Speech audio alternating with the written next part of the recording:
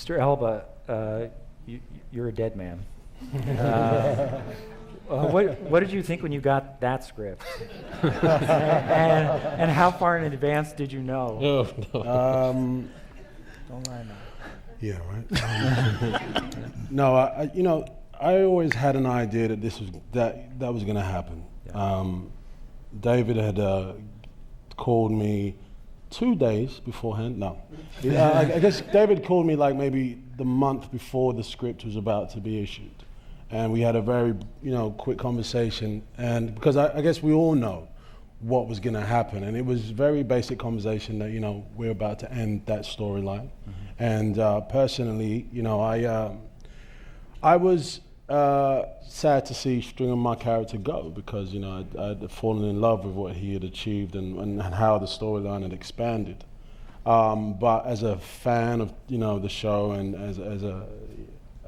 it was the best move, I think, for the TV show, and for just to keep the show interesting, just to keep that unpredictable. Mm-hmm.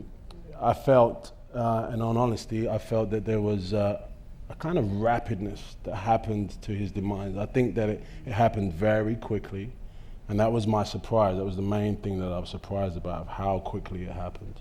But that it was a good move. It was the best move. Did you become emotional? Did other people become emotional shooting those scenes?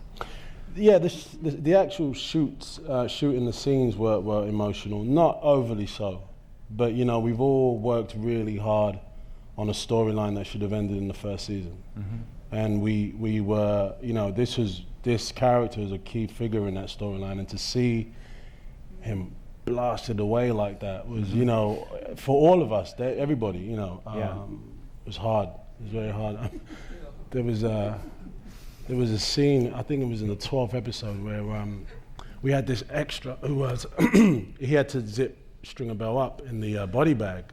And the poor guy was nervous, he was obviously he was a fan, so he's trembling.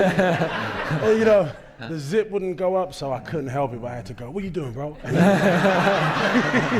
he jumped out. But even he, as a day play, came on the set, he was even emotional about the whole thing. He was like, "Wow, I can't believe it."